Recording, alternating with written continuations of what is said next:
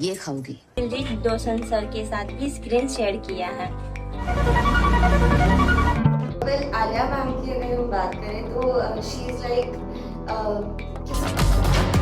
अगर हम दिलजीत सर की बात करें तो सबको पता है कि वो बहुत बड़े पॉप स्टार हैं। Welcome back to the purple show, जहां हम सेलिब्रेट करते हैं टैलेंट, ड्रीम और इंस्पायरिंग जर्नीज को।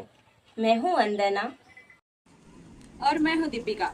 आज का एपिसोड बहुत ही स्पेशल होने वाला है, क्योंकि आज हमारे साथ एक ऐसी टैलेंटेड गेस्ट हैं जिन्होंने बॉलीवुड की बिग स्क्रीन पर अपनी प्रेजेंस से सबके अटेंशन को ग्रैब किया है।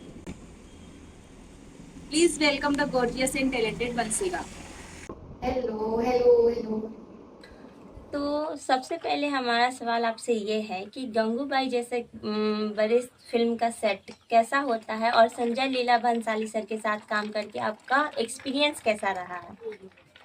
अगर हम सेट की बात करें तो सेट एक लिविंग ड्रीम जैसा होता है। मतलब आप जब सेट पे जाते हो तो आपको लगता ही नहीं है कि आप एक आर्टिफिशियल सेट पर हो। ऐसा लगता है कि हम हिस्ट्री में वॉक कर रहे हैं, हम वापस उस टाइम पे पहुंच गए हैं जिस समय पे हम शूट कर रहे हैं, जिस समय के लिए हम शूट कर रहे हैं। और रही बात बंसाली सर की, तो he is the God of like cinematography and cinema. तो ऐसा है कि उनके साथ काम करके एक इंसान को उनसे ज़्यादा खुद को एक इंसान जान पाता है। मतलब उनके साथ काम किया मैंने तो मुझे पता चला कि मैं अपनी लिमिट्स है उसको तोड़ के और ज़्यादा काम कर सकती हूँ। और मैं कितनी मेहनत कर सकती हूँ और कितना सीखा है मैंने उनसे, क्योंकि वो हर एक डिटेलिंग पर ध्यान देते हैं मोस्टली। तो ये चीज़ें बाहर तो नहीं बताई जाती है, अनलेस एंड अनटिल आप उनके साथ काम करते हो आपको चीज़ें समझ आती है। आलिया मैम की अगर हम बात करें तो शी इज़ लाइक, किसी रूम में या कहीं पे भी जहाँ पे फिल्म की शूटिंग चल रही है, खुद को शांत रख के और उसके बाद भी एक स्ट्रॉन्ग प्रेजेंस कैसे डिलीवर करते हैं, मैंने सबसे ज़्यादा वो उनसे सीखा है। क्योंकि मोस्ट ऑफ द टाइम वो शांत ही रहती हैं और उनका अपने काम पर ज़्यादा ध्यान रहता है। और अगर हम दिलजीत सर की बात करें तो सबको पता है कि वो बहुत बड़े पॉप स्टार हैं। पंजाबी म्यूजिक में भी उन्होंने काम किया है, सिनेमा में भी उन्होंने काम किया है। तो उनसे मैंने सीखा है कि ग्राउंडेड कैसे रहते हैं, ज़मीन से जुड़े कैसे रहते हैं। क्योंकि विदाउट एटीट्यूड्स एकदम ग्राउंडेड पर्सन रह के हर इंसान को इक्वली ट्रीट करना, अच्छे से बात करना, ये मैंने उनसे सीखा है। वंशिका, जैसे हम जानते ही हैं कि सेट पे हमेशा मतलब अनफॉरगेटेबल मोमेंट्स बन जाते हैं। तो क्या आपके साथ भी ऐसा कुछ हुआ है जो आपके दिल के अभी भी करीब हो, वो मोमेंट फनी हो या फिर कॉमेडी, मतलब कुछ रिलेटेबल? अगर हम गंगूबाई की बात करें तो वो मेरे लिए मोस्टली एक सीखने वाला एक्सपीरियंस था।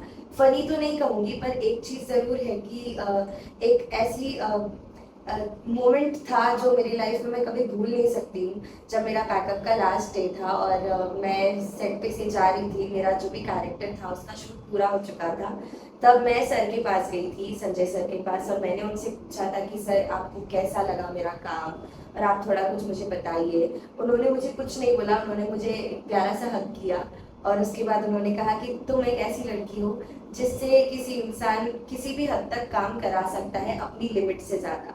कोई अगर तुम्हें बार बार एक ही चीज़ करने को बोले तो तुम अपनी लिमिट्स को पुश कर सकती हो, तुम मेहनत कर सकती हो और बहुत सारे अलग अलग तरीके से अपना काम प्रेजेंट कर सकती हो। और अगर हम सूरज पे मंगल भारी की बात करें तो ऐसा कुछ खास फनी तो नहीं है, पर एक मोमेंट ज़रूर था जब, क्योंकि मेरा कैरेक्टर नेम गुड्डी था, तो दिलजीत हमेशा मुझे गुड्डी करके बुलाते थे। मतलब वंशिका तो मुझे काफ़ी कम ही लोग कहते थे। तो वो हमेशा एक सीन शूट था हम लोग कर रहे थे जिसमें मेन कैरेक्टर्स की एंगेजमेंट का टाइम रहता है, और मेन शॉट में मेरा जो चश्मा होता है जो मेरा ड्रेस लुक के अंदर था, वो मैं मेन वाइट शॉट में भूल गई थी। और जब मेरा क्लोज शॉट आया तो मैंने चश्मा पहन लिया। तो उस चीज़ को लेके काफ़ी फनी चीज़ हुई थी, क्योंकि हमने वो वाइट शॉट के लिए बहुत देर तक शूट किया था और उसमें मैंने चश्मा नहीं पहना था, तो हमें वो पूरा रीशूट करना पड़ा था। वो चीज़ है काफ़ी। हर एक सक्सेसफुल आर्टिस्ट की एक इंस्पायरिंग जर्नी होती है, तो आपकी एक्टिंग जर्नी कब और कैसे स्टार्ट हुई? क्या ये बचपन का ड्रीम था? दीपिका, अगर हम ऐसे देखे जाए तो हर बच्चे का ऐसे ना सपना होता है कि मुझे हीरोइन बनना है, डॉक्टर बनना है, इंजीनियर बनना है। लेकिन मेरा सच कुछ ऐसा सपना नहीं था, बहुत बड़ा बिग ड्रीम नहीं था कि मुझे ये पर्टिकुलर चीज़ ही करनी है। हालांकि मुझे डांस का बहुत शौक था और मेरा ना बचपन से एक एक्सप्रेसिवनेस रही है मेरे अंदर। मैं हर चीज़ को ना बहुत एक्ट कर करके बताती थी कि आज मम्मी ने मुझे ऐसे डांटा, आज पापा ने ऐसे करा, तो मैं वो चीज़ करके एक्ट करके बताती थी। तो वो आदत जो मुझे लगी थी, और उसके बाद अगर हम बात करें जर्नी की, तो जैसे मैं इंदौर में रहती हूँ और यहाँ पर मध्य प्रदेश सरकार के जो अभियान होते हैं छोटे छोटे, जैसे स्कूल चले हम हो गया, गर्ल चाइल्ड एजुकेशन, तो उसके ऊपर ना उस समय ऐसे एक लड़की का फेस ढूंढ रहे थे। और गांधी हॉल एक प्लेस है, वहाँ पर मेरा ऐसे घूमने का जाना का हुआ। मैं सिर्फ घूमने गई थी वहाँ पे पापा के साथ, और उन्होंने मुझे स्पॉट किया और उन्होंने बोला कि यार आपको एक्टिंग आती है क्या? मैं काफ़ी छोटी थी उस समय, तो मैंने बोला नहीं, मुझे कुछ भी नहीं आता है, मैंने कभी ऐसा कुछ किया ही नहीं है। तो उन्होंने बोला कि कोई बात नहीं, आप अपना इंट्रोडक्शन दे दो, जो आपको आता है वो बोल दो और आप चले जाओ। तो ऐसे देखा जाए तो एक 11-12 साल की बच्ची क्या ही करेगी, मतलब एक्टिंग के नाम पे, जिसको कुछ नहीं पता हो। तो मैंने ऐसे नॉर्मली इंट्रोडक्शन दिया, हाय मेरा नाम वंशिका है, मैं 6th क्लास में पढ़ती हूँ, 5th-6th में, और मुझे ना खाने में ये पसंद है, मुझे फेवरेट कलर अच्छा लगता है, XYZ। 2 छोटी में स्कूल की ड्रेस पर मैंने, आज भी मुझे याद है, ऑडिशन दिया था, एंड उन्हें वो काफ़ी पसंद आया।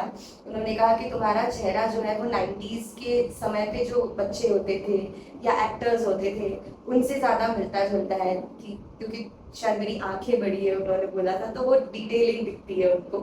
तो वहाँ से मैंने अपनी जर्नी शुरू की थी। अगर हम ऐसे बात करें कि कुछ प्रॉपर ऐसे स्टोरी कि मैं पहले बहुत गरीब थी और ऐसा कुछ, तो ऐसी कोई स्टोरी नहीं है। स्टोरी काफ़ी सिंपल है।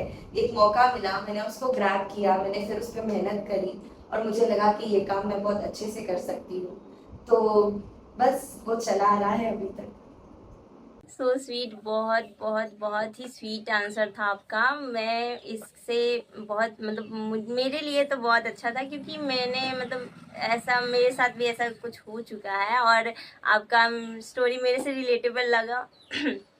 तो मेरा आपसे ऐसा क्वेश्चन है कि आपके लाइफ में ऐसा कभी मतलब ऐसा हुआ कि लगा हो जैसे yes this is the exactly what I mean to do, कि आपके लाइफ में कि हाँ मुझे यही करना चाहिए था, एक्टिंग लाइन मेरे लिए सही है? एक मोमेंट जरूर था।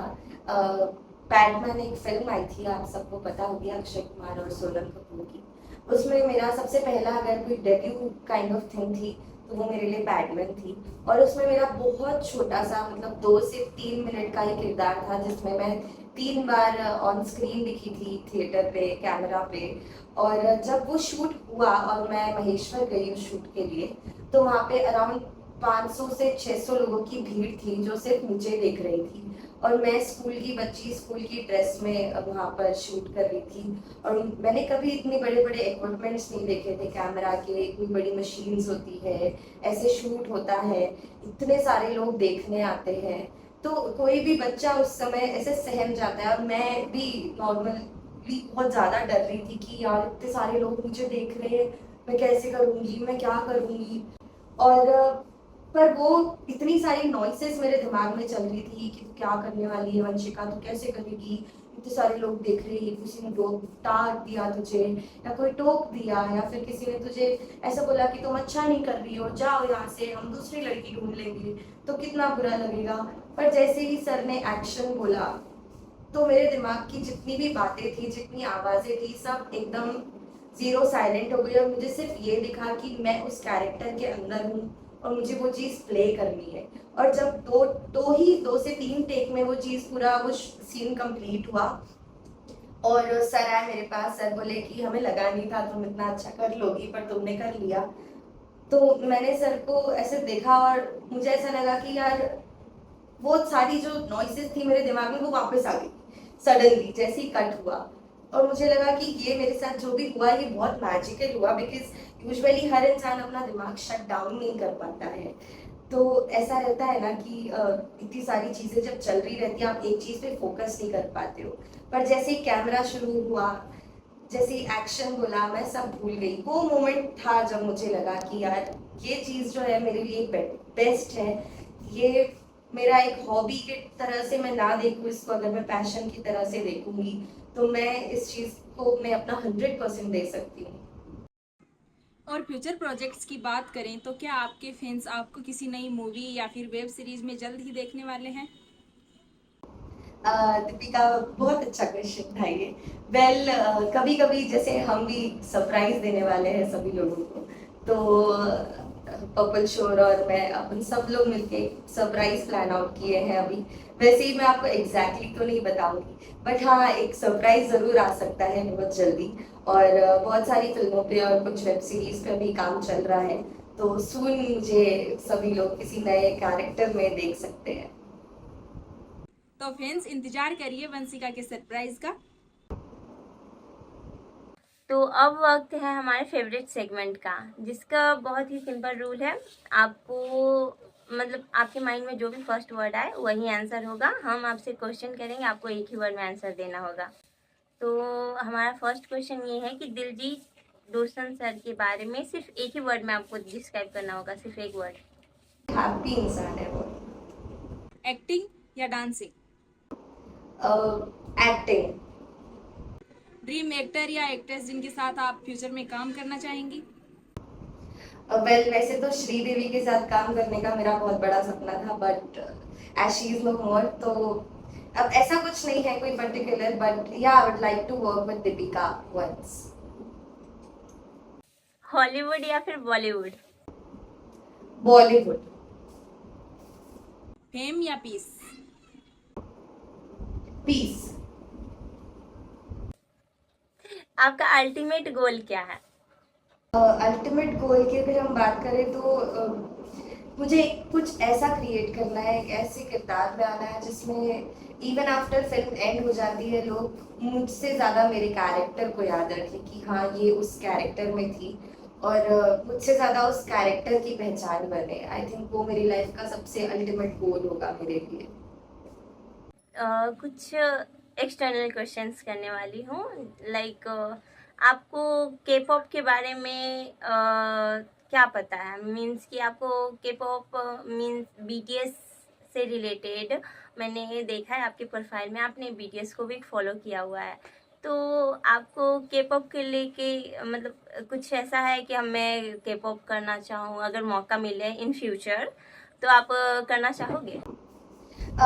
के पॉप एक बहुत बड़ा प्लेटफॉर्म है, और मुझे ऑफ कोर्स बीटीएस अच्छे लगते हैं, और मोस्टली मुझे के ड्रामा ज़्यादा अच्छे लगते हैं क्योंकि मैं एक्टिंग फील्ड से बिलोंग करती हूँ मोस्ट ऑफ द टाइम, तो मैं के ड्रामा ज़्यादा देखती हूँ।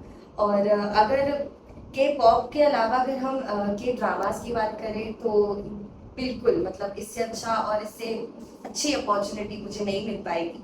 तो अगर मुझे किसी के ड्रामा में वर्क करने को मिलता है तो of course I will do that. वाह।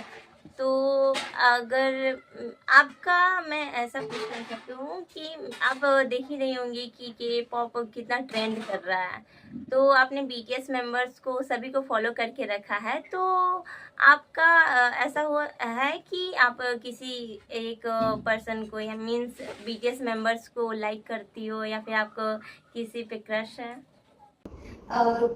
क्रश तो all of the 7 are the best.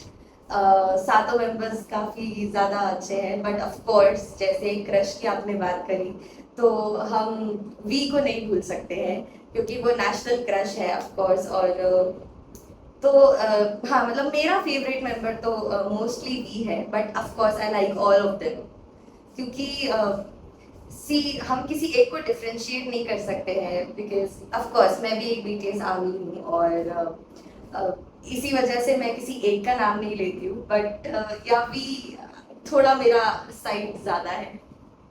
Okay, these answers were actually so interesting, Vansika. Thank you so much. Thank you so much for joining the Purple Soar and sharing your experience with us. Thank you so much, Deepika. Thank you so much, Vandana. I hope she's there. आगे भी अगर हमको opportunity मिलती है कुछ create करने की, काम करने की, तो of course I be more than happy to work with you. और मतलब काफ़ी अच्छा था, काफ़ी यूनिक था आप लोगों से बात करना। और आप लोग जैसे ग्रो कर रहे हो, आप लोग जैसे धीरे धीरे इस चीज़ को आगे ले जाना चाहते हो, आई रियली विश, मतलब बहुत कम लोग कर पाते हैं कि सोचने के बाद बिना ज़्यादा इक्विपमेंट्स के, बिना दूर बैठकर अपने अपने घरों से या अपने अपने प्लेसेस से वो चीज़ को वो लोग कर पाए, मतलब एग्जीक्यूट कर पाए। प्लानिंग तो सब कर लेते हैं, राइट? तो आप लोगों ने एग्जीक्यूट किया इसको इतने अच्छे से, जो भी आपके पास चीज़ें थी अवेलेबल, आपने इस चीज़ को बढ़ाने की कोशिश कर रहे हो आप लोग। तो मेरा तो उसके लिए बहुत बेस्ट विशेस है। और आप लोग को देख के आपके अलावा मुझे भी मोटिवेशन मिलता है। और जितने भी अभी न्यू जनरेशन के लोग हैं जो अपनी लाइफ में बिजनेस कर रहे हैं या फिर कोई प्लेटफॉर्म ओपन करना चाहते हैं, तो उनको भी आई थिंक बहुत काफ़ी अच्छा इंस्पिरेशन मिलेगा पर्पल शोर से। और आई विश कि आप लोग एक ऐसी जगह पे जाओ जहाँ पे एक दिन आप लोग सच में बीटीएस मेंबर्स का इंटरव्यू ले रहे हो। तो fingers crossed for that. Thank you so much for joining the Purple Soar and sharing your experience with us. या Bye, Vansika. Love you. Purple you. I love you too guys. Be purple you. Bye bye bye bye bye bye Vandana, bye Deepika. Thank you so much Vandana, मुझे भी आप दोनों से बात करके बहुत अच्छा लगा। और आप दोनों इतनी स्वीट हो, इतनी प्यार से बात कर रहे हो, तो मतलब वेरी नाइस। गाइस, अगर आपको हमारा इंटरव्यू सेशन अच्छा लगा तो कमेंट, लाइक और शेयर करना बिल्कुल मत भूलिए। और वंशिका को भी सोशल मीडिया पे फॉलो करना बिल्कुल मत भूलिए। Stay tune for the more inspiring conversations only on the purple सोर। गाइस, अगर आपको हमारा इंटरव्यू सेशन अच्छा लगा तो कमेंट, लाइक और शेयर करना बिल्कुल मत भूलिए। और वंशिका को भी सोशल मीडिया पे फॉलो करना बिल्कुल मत भूलिए। Stay tuned for the more inspiring conversations only on the Purple Soar.